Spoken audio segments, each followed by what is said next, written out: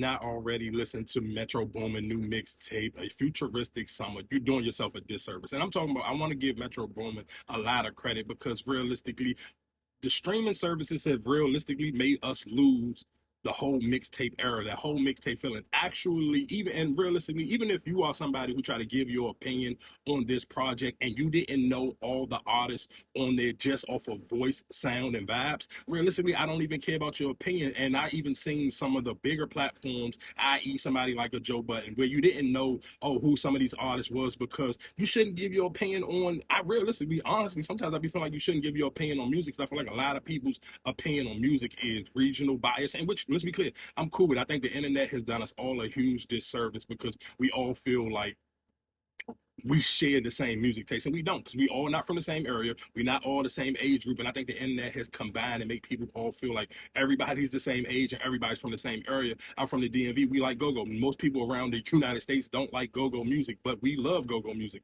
So even listening to this project and me growing up on like really becoming like outside and actually having some bread and actually even be able to just do things in the world was the live mixtape era. That era of mixtape, and I think realistically, streaming services have made us all miss and lose out on a lot of music because there's no more mixtape. You allow the streaming era to kind of almost eliminate the DJ. And what Metro Boomin did with this project, realistically, if you even know somebody who wanted to rap in the early 2000s and would pay 200, even if it was a popular mixtape DJ, you'll pay him a couple bands to get up on that mixtape project. And that's what this project felt like. There's no mixtape in the world where you're talking about various of artists, the whole entire project is going to be perfect from 1 to 20 or however many songs is on the project. Of course not, because it's various artists. I may be a bigger Quavo fan than I am a Schoolie fan. Or I may be a bigger Jose Guapo fan than I am a Lil Baby fan. And with all of these different artists on this project, it's 2025. One of my favorite songs on this joint was J Money, Waka Flocka, and Quavo on Barbecue Drip. Like, really, like, think of what I'm talking about. We're talking about Waka Flocka, J Money, and Quavo. And I think one thing I can sit here and say about Quavo has kind of proved to me something that I kind of already knew, but even while when Amigos first really kicked off and got super popular, everybody kind of really wanted a Quavo feature because Quavo can kind of blend in so well with whoever's on the song. Like from every feature that Quavo on, you can kind of see how he just fit in it. One of my other favorite songs on there is the "Take Me Through There, Take Me Through There, Take Me Through There." Like that joint is so perfect, and Quavo kind of like I'm on this joint with two girls, and I kind of just fit the perfect little blend of giving you that male testosterone a little bit, but with a Atlanta swag. And I'm gonna let them cook. I'm not gonna overshadow them. I'm not gonna overshine them because I do think what's shorty name YB niece.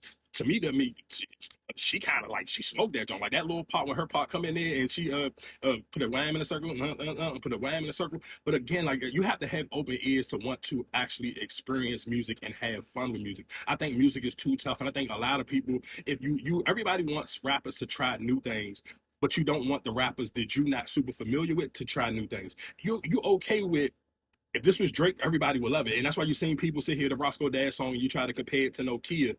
But you can't tell me you okay with Nokia and not okay with that Roscoe Dash song. But again, that kind of just shows me that so many people are trained to just only like a certain artist or a certain amount of music, and you only like new trends from people that you already familiar with. You can guarantee get clicks and views by either over critiquing them or over hyping them. Realistically, bro, this project is so refreshing because it don't sound like nothing else that's out. And you can't tell me that this ain't perfect timing because all through the year, every major dance trend came from this style of Atlanta music. And people complain about, oh, all they do is sample the 2000s. Think about what people complain about Young Bird and all these other, producers who sample music from the 2000, the early 2000s and try to remake hits now. Metro Boomin took time to not have the sample. Let me get these artists that people in my area was in love with in the 2000s and 10s, and let me help them make songs in the 2025 so we don't have to resample none of their old stuff. Let me give them new stuff. And which, another reason why you got to give them credit and respect for that, because realistically, most of them dudes was young, so they probably was in bad deals. So from even not have to sample old songs and redo new songs, you help them get some bread in their pocket. You help give them some light that they normally won't have, because I'm sure realistically no other person could probably put this project out and it get as many listens, or even people, if you on the fence about it, you still took a chance to listen. Why? Because it's Metro Boomin. So I'm like, let's be clear, JD about to put out a project that's kind of similar to this. I don't think it will be as fresh and as new because Metro Boomin is a lot younger. But again, like I said, think about the bigger songs on TikTok. Like even again when I'm sitting here saying was it YBK Niece or YK Niece? Think about the Wham song. How big that song was. You can't tell me you don't like Take Me Through There if you sit here like what's the that you if you like the Wham song, or if you even sit here we talking about in there, like that whole song gives you that type of vibe. And that's again why I love Quavo, allowing them to still set the tone and set the vibe for that song. But just think about what we're talking about. So you can't sit here and say that's a big jump. Or even I'm so ATL, I'm so ATL. Like these songs are huge on the internet and they're huge in the club scene in Atlanta. But you sit here trying to tell me you don't like what Metro Boomin did. It doesn't make no sense. Like that math ain't mathing, because he did everything that's already proven that it worked. Some of the bigger trends all year on TikTok was from old Atlanta songs. Hey, the Rich Kids had at least like 2 or 3 songs. I know that Ballin' song for a fact was trending, like I'm talking in the millions of people use that song on TikTok. So guess what? Let me do. Let me help the Rich Kids get some new music on the streaming platform so they can. I don't know what their situation is for those old songs, even if they even get paid properly. I know they got booked for a couple of shows in Atlanta and got to do some reunion shows, but we talking about some new music. Put some new music in the system. That's my problem with people who critique music. Like that was, I was so mind blown how, and I kind of already knew this, but even when I'm listening to somebody again like a Joe Button give their opinion, and you didn't even know the artist, I knew every single person before he even put their names on it. I knew every one of them, because I'm not gonna sit here. I want to say grow up, because you kind of grew up. Like I still feel like in your early 20s, you still very kind of like young, and you really get the music kind of hit you a little bit different. So I do want to say I grew up on a lot of these artists. So I'm so happy to hear a verse from Rocco or Young Dro get back into his bag. So you hearing these artists kind of still sound peak form, like Rocco still sound like Rocco.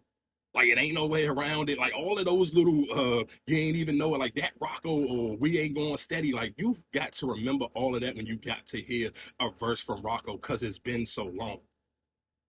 You could probably critique and say, oh, maybe he could have done some of this, that, and third. But again, like I said, you can't find me one mixtape with someone with various artists. I'm not talking about Gangster Grills where it's just one artist and one DJ. I'm talking about a jump where back in the day, realistically, especially on live mixtape, where artists used to sit here, you some of the big trappers from wherever your city is, and you would pay to get on some of these mixtapes, and it would be a Rich Kid song or be a Migos song, whatever the case may be, and you just trying to pay for a slot. Those mixtapes is going to be hit or miss because there's so many different artists on it. But again, like I said, I love this project from Metro Boomin. Not about to sit here and make it like I love every song on it, but I like what he did. I like the feeling that I felt when I'm listening to this music. It made me feel good. It made me feel like, dang, I want to dance. Even that what's my joint on it? Overly Trim. Like I just love that little. I'm saying overly trim, and it make you want to put on some clothes, and even and making him even the artist he used for that, putting Jose Guapo on there, putting Shad the God on there. Those artists in Atlanta at one point in time, especially like early, like the YouTube vlog era, they was coming up with all the lingos, like lobby boys and lobby runners and all of those little clues, the dab and all of that stuff. I like the fact that he put all of them on there and helped give them a spotlight, because I can't tell you the last time I actually listened to a Jose Guapo song. So for him put Jose Guapo on there, I was like, oh, that's tough. That's fire. I like him throwing that alley. Again, shout out to God, throwing him that oop, throwing the Rich Kids like the Schoolie. I haven't heard from Schoolie in a minute. So getting to hear all of these older artists that I kind of really loved and listened to heavily when live mixtape was a thing, you got to sit here and appreciate this, because so many artists, again, stopped doing mixtapes because of the streaming services, because they didn't want to put the DJs on, they didn't want to break bread. So the fact that he still had DJ spins doing drops, having people do call-in drops and skits in between the songs, and they blend perfectly, or even sitting here using Young LA, having Young LA on the jump and then having Lil Baby on it. Of course, now that you can go on to Apple Music and you can see it with the names, I'm sure people will go run to the Lil Baby song. But originally, just giving J Money a song, and I mean, and not J Money, but Young LA, giving him a song and having Lil Baby feature, like that's so cool for Young LA. Because Young LA had his moment again when we sitting here saying, you can't tell me this project ain't perfect, because Young LA had a whole moment, at least for a month. But ain't I, and that song just blew up on social media. You can't tell me that people don't want to hear this song. But again, I think because so many people especially older people. Again, I'm just keep using Joe Budden because he's just kind of older. He's a bigger voice in hip hop. You may not be on TikTok, so you may have not even known how big that J Money moment was. So you kind of overly judging it and not even coming overly trim. I kind of, that was like a corny little dad joke. But realistically, I think those things kind of go hand in hand. And I just love the fact that Metro Boomin took a chance. I like that he took a chance. And I like he took a chance on his city and on people who he probably needed to help him become Metro Boomin. Like some of these guys wasn't, because I mean, when Metro really got hot, like Ti and Jeezy and some of these other people were already Ti and Jeezy. Him and Gucci built a relationship, but a lot of them was still already who they were. So him building rapport with a lot of these younger guys and getting placements on their mixtapes helped him become Metro Boomin. So it's kind of almost a full circle moment where Metro Boomin is arguably, especially even after this project, I'm gonna sit here and say Metro Boomin may be one of the best producers of the last decade and a half. So again, like I said, shout out to Metro Boomin. If you haven't listened to this project, listen to it and listen to it like it's a mixtape. You're not going to, it's not meant for you to like every song on the entire project. Pick what songs you like, add them to your playlist, enjoy them, share them, tell somebody else. But probably my favorite two songs, just my top two jumps that I've probably played to death is Take Me Through There and Barbecue Drip. And then my third probably runner up would be Overly Trim. But like I said, it's a lot of songs on there that I really liked. I like the what was the first Rich Kid Joe? I can't remember. I think it was maybe Party Time. I can't remember all them the names off the top of my head. But like I said, just go listen to the project. It's a good project. I like the fact that Metro Boomin took a chance on doing something completely different, and I hope other producers and DJs go back to doing the various mixtapes. And when I say various, that means there's various artists on it. There's not just a one artist thing, because I think you kind of get a good pick. It's almost just like that. It reminds me just of a mixtape. Again, I hope a lot of DJs and producers bring back mixtape. I hate that rappers allow Apple Music and Spotify and all these other platforms to make them go away from mixtapes, because that's the reason why people stop being mixtapes. It's crazy that we can get music for free now and we don't get more mixtapes. That kind of don't make sense. So I appreciate Metro Boomin for taking a chance on doing something completely different that everybody else ain't already doing. This is something new. We want artists to take chances and do new stuff. There's no way you could tell me you love when Tory Lanez do the 80s music, but you don't love Metro Boomin recreating the 2010s with artists that was huge in the 2010s. Like, make that make sense to me. Like, some things y'all would just be saying just be on the internet.